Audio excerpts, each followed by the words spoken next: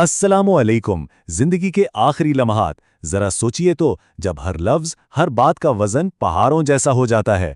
आज हम शेख अबू जैद ज़मीर के एक बयान की रोशनी में एक ऐसी ही बहुत अहम आखिरी नसीहत को समझने की कोशिश करेंगे। तो चलिए देखते हैं कि वो क्या थीं। रेत में लकीरें बन रही थीं। ये कोई शायरी का मिसरा नहीं है, नहीं, ये एक हकीकत है। एक ऐसी हकीकत जो दिल हिला देती है। ये वो लकीरें थीं जो अल्लाह के रसूल सल्लल्लाहु अलैहि वसल्लम के कदमों से बन रही थीं, जब वो अपनी ज़िंदगी के बिल्कुल आखिरी सफ़र पर थे। मतलब ये एक मंजर ही उस वक्त की पूरी कैफियत बयान करने के लिए काफ़ी है। तो आइए इन आखिरी लम्हात की संगीनी को महसूस करने की कोशिश करते हैं कि आखिर उस वक्त हो क्या रहा था। ये अल्लाह के रसूल सल्लल्लाहु अलैहि वसल्लम की ज़िंदगी के आखिरी दिन थे। दुनिया से रुखसती का वक्त बिल्कुल करीब आ चुका था, लेकिन इस हालत में भी सबसे बड़ी फिक्र किस चीज़ की थी? नमाज की। जी हाँ, नमाज। इस हालत में भी आपको नमाज के लिए ले जाया जा रहा था। जिस्मानी कमजोरी का आलम यह था कि खुद से चलना भी मुमकिन नहीं रहा था। सोचिए, दो सहाबा इकराम के कंधों का सहारा लेकर आप सल्लल्लाहु अलैहि वसल्लम को मस्जिद लाया जा रहा था।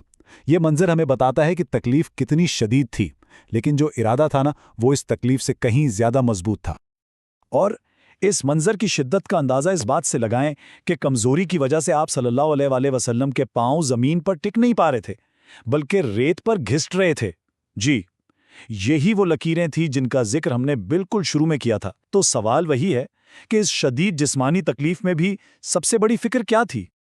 तो इस नाजुक हालत में आपने उम्मत को अपनी आखिरी वसीयत दी, और वो दो ऐसी नसीहतें थीं जो क़यामत तक के लिए हमारे लिए हिदायत का जरिया है।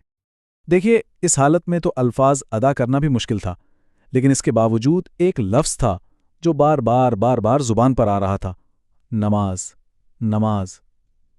ये तकरार, ये बार बार दोहराना खुद बता रहा था कि उम्मत के लिए सबसे बड़ी फिक्र क्या होनी चाहिए।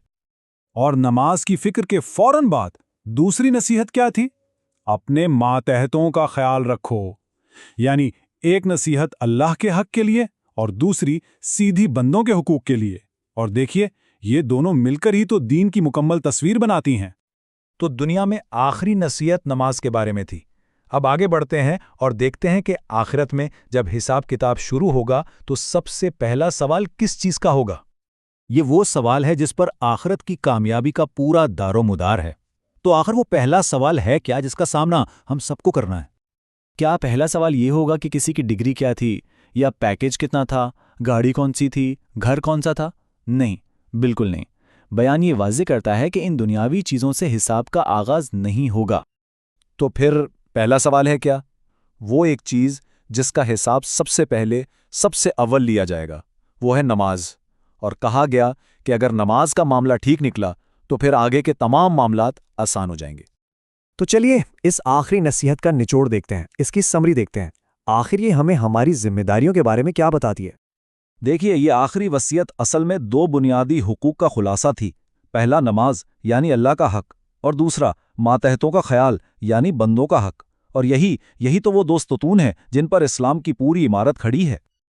और आखिर में इस तज्जिए को हम उसी सवाल के साथ ख़त्म करते हैं। ये आखिरी नसीहत हम सब की अपनी ज़िंदगी की तरजीहात यानी प्रायोरिटीज़ के बारे में क्या बताती है? क्या हमारी रोज़मर्रा की ज़िंदगी में अल्लाह का हक और बंदों का हक वाकई वैसी ही मरकज़ी हैसियत रखते हैं जैसी इस आखिरी वसीयत में दी गई थी? इस पर गौर करना हम सब के लिए बहुत ज़रूरी है।